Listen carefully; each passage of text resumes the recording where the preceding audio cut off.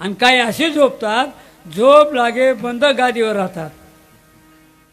एकदा झोप लागली, जर तुम्ही सकाळी पाहिलं तो चुलापान गादीदार मग चक्री झोप. तसं या दोघांमध्ये एकाची चक्री झोप होती. झोपेमध्ये फिरता फिरता फिरता रोडावर आणि पहाटे पहाटे रोडच्या पलीकडे, हा इकडे तो तिकडे. हा जो झाडाखाली होता झाड होतं जांभळाचं, रात्रीवरून जांभूळ पडलं, याच्या दाढीमध्ये अटकलं. याला जाग आली, खायची इच्छा झाली, पण आळशी. त्याने विचार केला, हात उचलणं पडी, जांभूळ काढणं पडी, तोंडा टाकणं पडी, खादं बी नाही झोपणं बी नाही. पहाटे एक म्हणजे घोड्यावरून जातो, याने पडल्या पडल्या पाहिला, अहो प्रवासी बा इकडे या. आला तो, काय काम आहे? मग एवढं दाढीमध्ये जांभूळ अटकलं, एवढं उचला तोंडमा टाका. तो म्हणे अवका झोप मग बोललाय ना. म्हणे काय? एवढं जांभूळ उचला तोंडमा टाका. म्हणे का बरं? मला खावा नाही. तुम्ही का बरं खाता नाही? म्हणे मी देणार कटाया करी. तो मुशी म्हणला, एवढा म्हणून आळशी जो स्वतःच्या हातून जांभूळ खात नाही, अहो काय कोल्हे काम पडी, अहो मरेल बरा. तेवढा मग तो जागा झाला पलीकडचा. तो म्हणे भाऊ त्यांना लागू नको, बेकार म्हणत येतो, मूर्ख आहे तो. तो म्हणतो खरं आहे. पुढे काय म्हणतो तो? आळशी येतो. अहो एवढा आळशी, रात्रभर कुत्राने म्हणा अंग चाट. अहो ते खिरा आहे ना, हार बोलला नाही हो. तो गाव जा म्हणे, आबा बाबा काय रामपाय राम बोरा बोटा भेटणार या. म्हणे का रे कुत्रा कोणले चाटी राहता? म्हणे माले. आणि कोण हाल म्हणा? तो. अरे मग तो नाही हाल बोला, तू काय करायचा? म्हणे मी बी ना कटाया करी.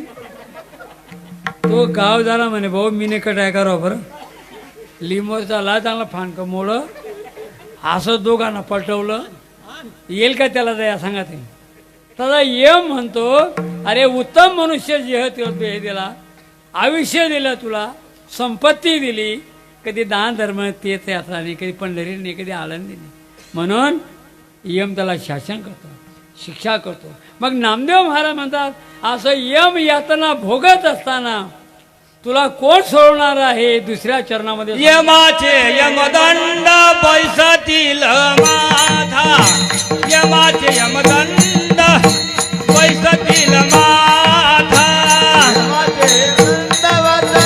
पैसातील माता, यमाचे दंडवत पैसातील माता, यमाचे यमदंड पैसातील माथा, यमाचे यमदंड पैसातील माथा, यमाचे यमदंड पैसातील माथा, यमाचे यमदंड पैसातील माथा. देवा तुझ रक्षिता कोण आहे? देवा तुझ रक्षिता कोण आहे? यमाचे यमदंडी पैसातील माथा, यमाचे यमदंड पैसातील माथा. देवा तुझ रक्षिता कोण आहे? देवा तुझ रक्षिता कोण आहे?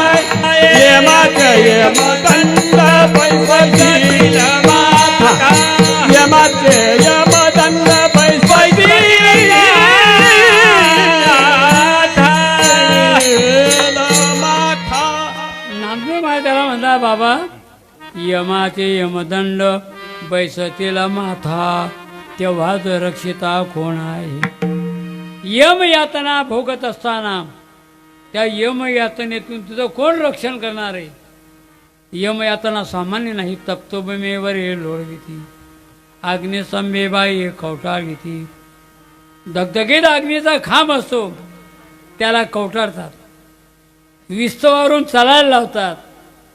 लागे ठावना चलवे बुळविती, वरी मारिती यमदंड. देखून अंगे कापती, तै नदी माझी चालविती. लागे ठावना चलवे बुळविती, वरी मारिती यमदंड. त्या नरककुंडामध्ये बुडवतात, तिथून यमदंडाने मारतो. लागे ठाण चलवे बुळविती, वरी मारिती यमदंड. मग नामदेव महाराज म्हणतात, सांग बाबा यम यातना भोगत असताना तेव्हा तुझा रक्षिता कोण आहे? कोण तुला त्या दुःखातून सोडणार आहे? यम यात्रेतून कोण तुझं रक्षण करणारा आहे? तो साधक म्हणला, ओ महाराज, मी काय निराधार आहे का? माझे सोयरे धायरे भाऊबन आई वडील एवढा माझा गोतावळा आहे, एवढे माझे भाऊबन आहेत, सोडवतील ना मला? मला म्हणता, नाही बाबा, सोयरे धायरे संपत्तीचे लोक, निर्वाणीचा एक पांडुरंग, निर्वाणीचा एक पांडुरंग, निर्वाणीचा एक पांडुरंगा, निर्वाणीचा एक पांडुरंगा. सोयरे धायरे संपत्तीचे लोक, सोयरे धायरे संपत्तीचे लोक, सोयरे धायरे संपत्तीचे लोक, सोयरे धायरे संपत्तीचे लोक.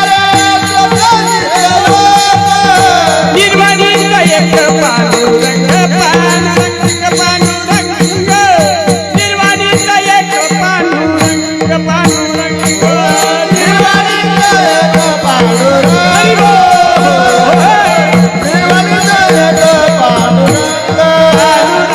पांडुरंगा. नामदेव महाराज त्या साधकाला सांगतात, हे सगळे जे सोयरे आहेत ना, सोयरे धायरे संपत्तीचे लोक, निर्वाणीचा एक पांडुरंग. अरे बाबा, यांचा उपयोग होणार नाही.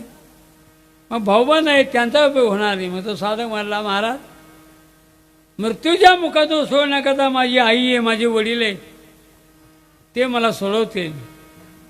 महाराज म्हणतात, नाही बाबा, मृत्यूच्या मुखातून सोडण्याकरता त्यांचा उपयोग होणार नाही.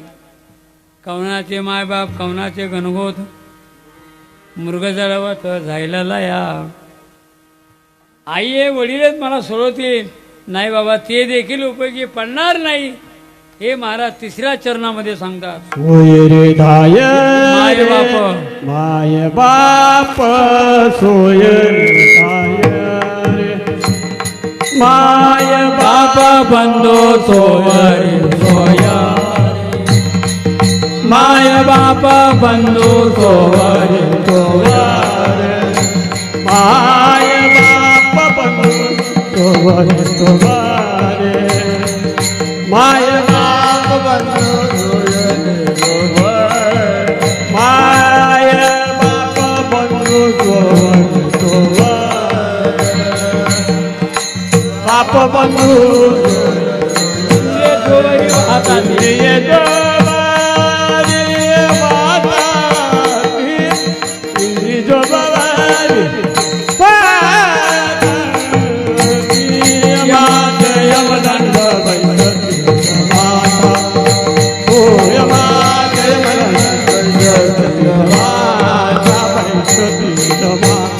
बैठती माता.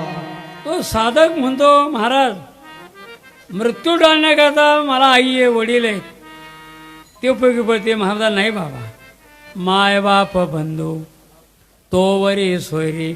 अरे हे सगळे तोपर्यंत आहेत, इंद्रिय जोवरी वाहताती. तू पगार घरी आणतो, बाहेरचं घरामध्ये आणतो, सगळा संसार चालवतो, सगळा घराचा कारभार करतो, तोपर्यंत यांचं तुझ्या प्रेम आहे. जने सुखाचे दिल्या घेतल्याचे, अंतकाळीचे नाही कोणी. जोवरी चढण गा तोवरी म्हणती माझा, मानिते लहान थोर देह सुखाच्या काजा. इंद्रिय मावळले आला बागुड आजा, कैसा विपरीत झाला तोची देह नव्हे दुजा. हे सगळं कुठपर्यंत? इंद्रिय जोवरी वाहताती. तू पैसा कमवतो, बाहेरचं घरामध्ये आणतो, सगळ्या संसाराचा गाळा ओढतो, तो पण यांचं प्रेम आहे. पण मृत्यू टाळण्याकरता कवनाचे मायबाप, कवनाचे गणगोत यांचा उपयोग नाही. अहो, देवाची आई देवाकरता गेली नाही. आपली काय कथा आहे? कृष्ण ज्याला डोहामध्ये बुडाला, यशोदामाई आकांत करते, मी जाणार, माझा कृष्ण ज्या डोहात बुडाला त्या डोहात मी उडी टाकणार. सगळ्या बायामध्ये यशोदा, असं करायचे नाही, ज्याचं संपलं त्याला जावं लागतं, ज्याचा जन्म त्याचा मृत्यू ठरलेला आहे. पण यशोदा मायके ना बाजूला, मी जाणार, उडी टाकणार आणि कृष्णामागे मरणार. देवाला असं वाटतं खरंच माझी आई माझ्याकरता मरेल का बरं. भगवान पाण्यातून पाहतोय. यशोदा माई त्या काठावर आली, तो अथांग पाण्याचा डोह, पाण्याच्या लाठा, उडी मारण्याची इच्छा होत नाही आणि आवराल कोणी येत नाही. मागे सरे माय पावला पावली, आपणचे धाके अंग धाके. यशोदा माईने उडीने मारली, त्या काठावरून रडता रडता मागे मागे बसायला लागले. देवाने पाहिलं, बाप रे बाप, देवनी माझ्या इथली लबाळ आहे, ते बाकीने अशा माया कितल्या लबाळ होत्या. देवाची आई देवा करता गेली, आपली आई येईल का नाही. उलट यमाचे हाती बांधोनिया देती, यमाचे हाती बांधोनिया देती, यमाचे हाती बांधोनिया देती, यमाचे हाती बांधोनिया देती, भूषणे घेती काढोनिया, भूषणे घेती काढोनिया, भूषणे घेती काढोनिया. यमाचे हाती बांधोनिया देती आणि भूषणेही घेते काढोनिया. लावोनिया मो संसारी गोविती, अंतकाळी होती पाठी मोरे. म्हणून नामदार म्हणता, बाबा रे सगळे कुटपंत जोवरे इंद्रे वाहता ती. जोपर्यंत तू पैसा कमवतो तोपर्यंत यांचं प्रेम आहे, पण मृत्यू कधी यांचा उपयोग नाही. मग तो साधक मला, महाराज ठीक आहे, आई वडील भाऊ बहीण सोयरे धायरे हे उपयोगी पडणार नाहीत, पण महाराज माझी धर्मपत्नी ती मला मृत्यूसमोर उपयोगी पडेल. नामदेव महाराज, नाही बाबा, ती देखील उपयोगी पडणार नाही, हे महाराज चौथ्या चरणामध्ये सांगतात. हाय सर्वशी कामिनी मनवी कांता, सर्वशी कामिनी मनवी कांता.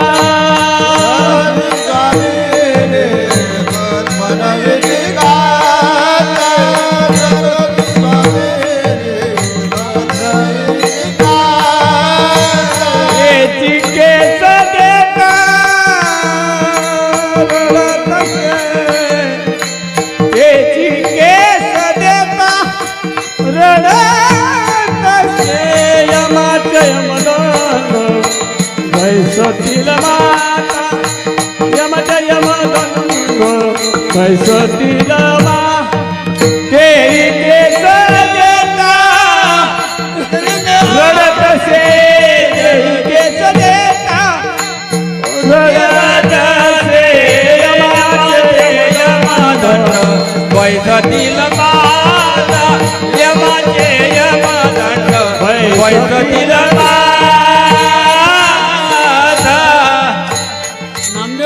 वेळ्या तू म्हणतोस ना, पण लक्षात ठेव, सर्वस्व स्वामिनी मनवेसे कांता, तेही केश देता रडत असे. ते देखील बरोबर येणार नाही. एका गावामध्ये साधू आला, चातुर्मासामध्ये पोथी सांगायचा. श्रीमंताचा मुलगा पोथी ऐकायला यायचा. 2-4 दिवस गेले, बाई म्हणली, अहो तुम्ही कशा मंदिरात जातात, तुम्हाला देवदेव करायचे, पोथी ऐकायची काय गरज आहे.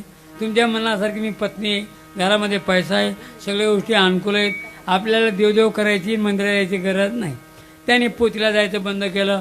तो साधू म्हणला, का हो, तो तुमच्या गावचा श्रीमंताचा मुलगा दररोज पोथी ऐकायला यायचा, अलीकडे येत नाही. त्याला बोलवलं, काय रे बाळ, काय येत नाही. महाराज मला काय पोथी ऐकायची मंदिराची गरज नाही, मात्र पैसा आहे, मनासारखी पत्नी. ठीक आहे साधू, मला हे बघ 2-4 दिवस माझ्याकडे ये, तुला समाधी अभ्यास शिकवायचा आहे. 2-4 दिवस तो आला. साधूने समाधी अभ्यास शिकवला. समाधी लावता यायला लागली, श्वास बंद करता यायला लागला, नाडी बंद करता यायला लागली. आणि मग साधू म्हटला, तुझ्यावर बायकोचं प्रेम आहे ना, मनासारखी पत्नी आहे ना, मग एक दिवस तो अनुभव घे. पोट दुखतं म्हणून सांगायचं आणि समाधी लावून घ्यायची. तू मेला म्हणून जाहीर होईल, मी त्या ठिकाणी येईल आणि तुझ्याकरता कोण मारायला तयार आहे मी एकेकाला विचारीन, तू मात्र लक्ष देऊन ऐक. असं साधून सांगितलं. 2-4-8 दिवस गेले. एक दिवस जीवाला बसला. बायको म्हटली, अहो तुम्ही वेळेवर घरी येत नाही, असं काय काय ऐकायला मिळतं, माझं चित्त लागत नाही. त्यांनी पाहिलं, खरंच किती प्रेम असेल आपल्यावर या कुटुंबाचं, बघू बरं. तो म्हणे, आज माझी तब्येत बरी नाही, पोट दुखतं. गर्भाला लोळायला लागला आणि समाधी लावून घेतली. बाईला असं वाटलं अटॅक आला, बाई रडायला लागली. आईवडील आले, सगळ्या गावात वार्ता पसरली. श्रीमंताचा मुलगा एकाएकी गेला. सगळे लोक त्या ठिकाणी आले. साधू त्या रस्त्याने आले. मुलाच्या बापानं झाला, अहो या साधू महाराज हा तुमच्याकडे येत होता, हो एकाएकी गेला. साधू आले, त्या मुलाचा हातात घेतला, नाडी पाहिली. आई बाबा रडू नका, तुमचा मुलगा जिवंत होणार. वा वा साधू महाराज काय लागेल हो? काही नाही, गलासभर दूध आणलं. साधूने आपल्या खेळात औषध टाकलं, बारीक पिठी साखर औषध टाकलं, मंत्र म्हटला, गलासवर असा ओवाळला. बाबा मुलगा पाहिजे म्हणे. हा ग्लास 7 वेळा मुलावरून ओवाळा आणि हे दूध जो घेणार तो मरणार आणि मुलगा उठणार. खळकन झाला, डोळ्यात उघडी घ्या, रन्नच बंद पडली. बाबा मुलगा पाहिजे म्हणे. दूध घ्या, मरा, मला उठू द्या. साधू महाराज मी दूध घेऊन मेलो असतो, पण अडचण आहे, मुलगा ऐकतोय, काय अडचण आहे? गावामध्ये उधारा अटकेलं आहे. जाऊ द्या म्हटले, काय उधारा गोळा, दूध घ्या, मरा. दुसरी अडचण आहे, मुलाच्या आईची सौभाग्य म्हणायची इच्छा आहे आणि घरमा दल्लीने ऐक, दल्ली संबंध दुखणं उलटणं. दल्ली रडता रडता दारमही लागणे. नाही नाही मला काही म्हणणं नाही, तुम्ही आवरा. मुलगा ऐकतोय, आई मुलगा पाहिजे, दूध घ्या, मरा, मुला उठू द्या. साधू महाराज मी दूध घेऊन मेली असे, पण माझा नियम आहे, माझ्या म्हाताऱ्या नवऱ्याची सेवा कोण करणार? म्हातारा मला नको नको मन नको काळजी करू, मी जसं सप्ताह घे, तू आवर. एकमेकाला आवर म्हणतात, दूध कोणी घेत नाही. मुलगा ऐकतोय, तो ग्लास पत्नी का दिला, बाई पती पाहिजे म्हणे. हो मग दूध घ्या, मारा, पतीला उठू द्या. साधू महाराज मी दूध घेऊन मेले असते, पण माझ्या आईवडिलांना मी एकटी आहे. मी जर दूध घेऊन मेली हे जर त्यांना कळालं ते दोघेही मरतील. मग एका करता तिघांनी मारावं असं तुमच्या कीर्तनामध्ये आहे का? साधू म्हणा असं तर काही नाही. मग मी दूध घेत नाही. मुलगा ऐकतोय. साधू म्हटला तुम्ही कोणी दूध घेत नाही, मरत नाही, मग हे दूध मी घेऊ, मरू का? वा वा महाराज, जगाच्या कल्याणा संतांच्या, तुमचा जन्मच जगाच्या कल्याणाकरता आहे. साधूने ते दूध घेतलं, मुलाला उठवलं, त्याने सगळं ऐकलं. उठल्याबरोबर त्याने साधूचे पाय धरले. बैसता संताचे संगती, कळवाले कमळापती, आपुले कोणीच नव्हती, निश्चय चित्ती दृढ झाला.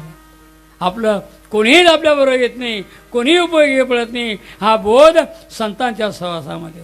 आणि म्हणून तुकोबाराय म्हणतात, आम्ही तुम्हाला सांगतो, आता जरी तुम्हाला कळालं नाही पण कळणारच नाही असं समजू नका. कळेल, अशा वेळेला कळेल की ज्या वेळेला तुम्ही काही करू शकत नाही. कळो येलांत काळी प्राण प्रयाणाची वेळी, राहते निराळी रांडा पोरे सगळं. अशा वेळेला कळून काय उपयोग आहे? मग नांदळ्याचा गोड अभंग आहे. अंतकाळी मी परदेशी, ऐसे जाणून या मानसी, म्हणून या ऋषिकेशी, शरण तुझसे मी आलो. बहिणी बंधूचा कळवळा, हे तू जानसी रे दयाळा. जेव्हा लागली यम शृंखला, तेव्हा दुरी रायली. नवमास गर्भवासी, कष्ट झाले त्या मातेसी, ते निष्ठुर झाले कैसी, अंती दुरी रायली. देहगृहाची कामिणी, ती तवर राहिली भुवनी, मी तवर जळत असे स्मशानी, अग्नी सवे एकला. शेवटी एकट्याला झालं लागतं. धना आणि भूमो वशपश्य गोष्टी, भार्या गुरुद्वारी जन स्मशानी. आणि मग त्या साधकाला पश्चाताप झाला. त्याने साधूचे पाय धरले. महाराज मला मृत्यूची भीती वाटते, काय केलं असताना मला यम येताना भोगावं लागणार नाही, मृत्यू टळण्याचा उपाय सांगा. नामदेवराय म्हणता, बाबा घाबरू नको, मृत्यू टळण्याचा मी तुला उपाय सांगतो. तू भगवंताला शरण जा, त्याची सेवा भक्ती कर, उपासना कर, दान धर्म कर. कीर्तन आहे, एकदा का तू देवाला शरण गेला, स्वप्नातही तुला मृत्यूची वार्ता ऐकायला मिळणार नाही. हे महाराज शेवटच्या चरणात विष्णुदास दाताशी शरण, विष्णुदास ना दाताची शरण नामदाताची शरण विष्णुदास नाम दाताची विष्णुदास नाम दाताची शरण विष्णुदास नाम दाताची शरण विष्णुदास नाम दाताची शरण विष्णुदास नाम दाताची शरण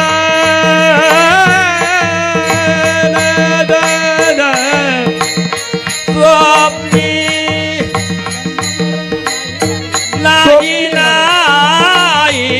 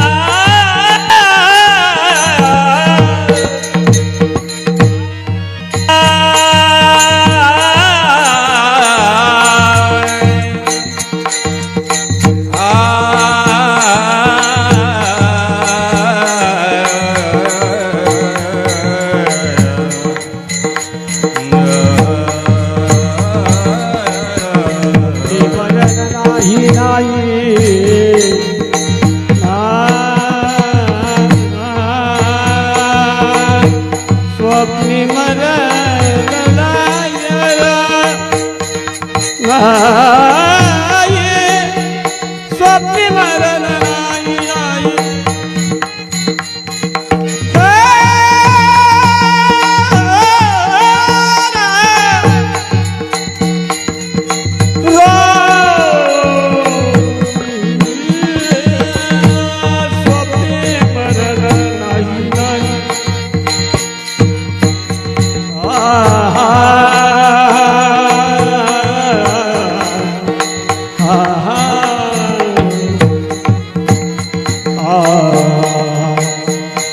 आकाश से ऊंचा पिता है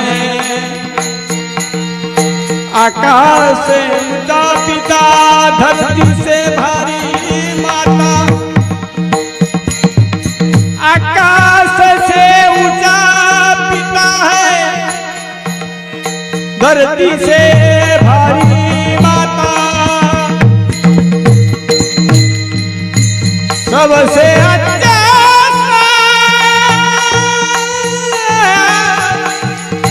सबसे अच्छा स्नान मन का धर्म ही बड़ा धर्म धर्म ही बड़ा दान ही बड़ा धर्म है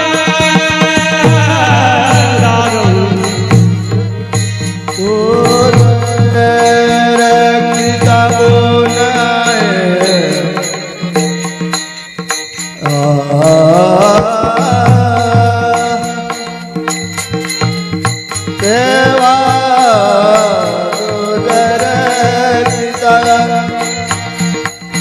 कोण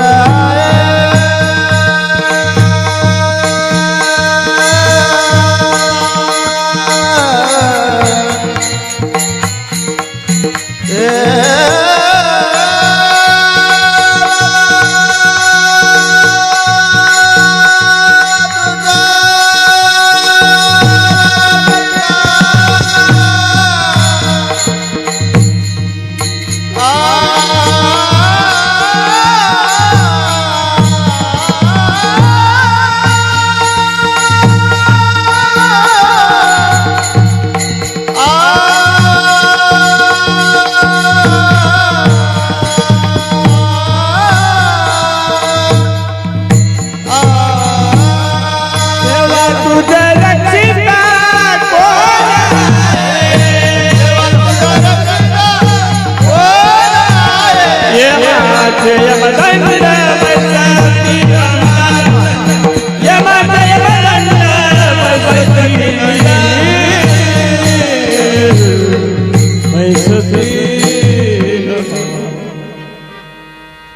महाराज म्हणता बाबा जन्म मरणाच्या दुःखातून तुला निवृत्त व्हायचं